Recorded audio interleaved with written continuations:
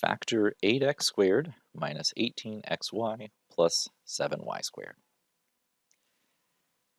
Notice there are two variables here, and in order to get the factorization, because this is quadratic, what we would have is the factors looking like two linear terms that multiply together to give us this quadratic. So we would have some constant times x plus another constant. So this would be like y equals mx plus b.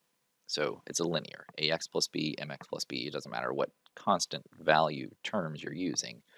It's just the form as a linear. Now, we'll worry about the y in a second. The other factor would look like cx plus d. But we do have this y variable involved. Well, it doesn't really get any more complicated. It's just you have the y variable on each of these is what's going to happen. We're still searching for the same four constants. It's just that we would have two variables involved. So to factor this, we can either use the standard guess and check method, which effectively asks us to guess at what these constants would be and then check to see if it works. So I'll leave my x and y variables in here and try that. So first off, the value 7 is a prime number. So I know that 7 is going to have the factors 1 and 7, and that's really all that's possible there. So I'll leave that as is. 8, however, 8 is not a prime number. It has different combinations. So 1 and 8, 2 and 4, 3 doesn't divide, and back to 4. So this is the combinations that would multiply to 8.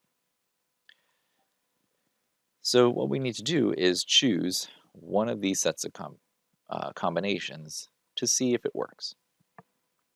So I generally pick the numbers that are closest together first because it seems like those happen more often in math courses rather than the extreme ones. So I would try first here 2 and 4. And all you have to do is just check and see if it works.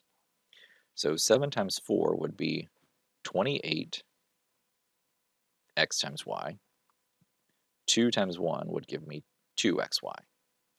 Well, that certainly isn't going to add up to 18. That could either be 30 or 26.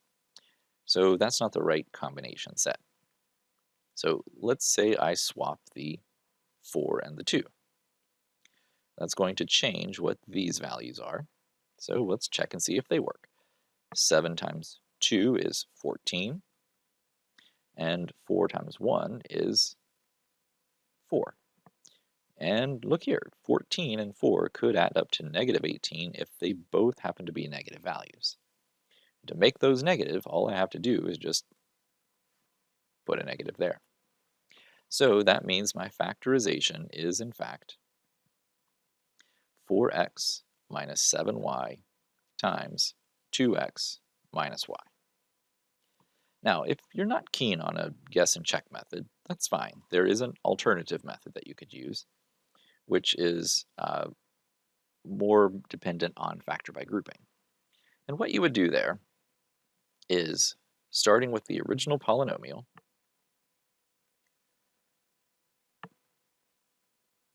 you look for two numbers that multiply to the product of the leading term coefficient and the constant term, which technically this is not a constant because of the y squared, but it's how we're treating it. So 8 times 7 is 56. And then you're looking up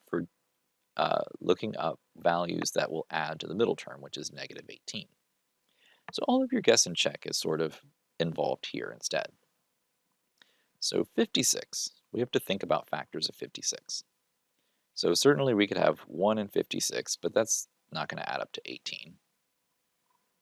Another possibility is 2 and 28, but that could add up to 26, but not quite what we need. And 5 plus 6 is 11, which is not divisible by 3, so 56 won't divide by 3. 4, I think it is possible that we could divide by 4 because 28 is also divisible by 2. So 28 over 2 would be 14, so 4 times 14. And there's our combinations. Because if these are both negative, we can get them to add to negative 18.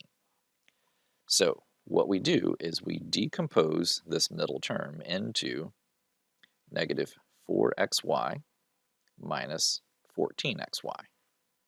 And that gives me 4 terms for which factor by grouping will work. And doing this, I have the first 2 terms, if I group them together, that gives me a set of common factors, which happen to be 4x, which would leave me 2x minus y. Oh, yes, 2x minus y. Then the other 2 terms, if I group them together, taking out a common factor of, it looks like, of course I'll do a negative because the leading term here is negative. I could factor out a 7, and I could factor out y, which would leave me 2x minus y. And what's important is, at this point, these 2 terms match. So they are, in effect, common factors of themselves, and they can pull out, leaving the remaining terms of 4x minus 7y. And if you'll notice, I've got the same answer as we had originally. So either method is fine, it's just a matter of preference.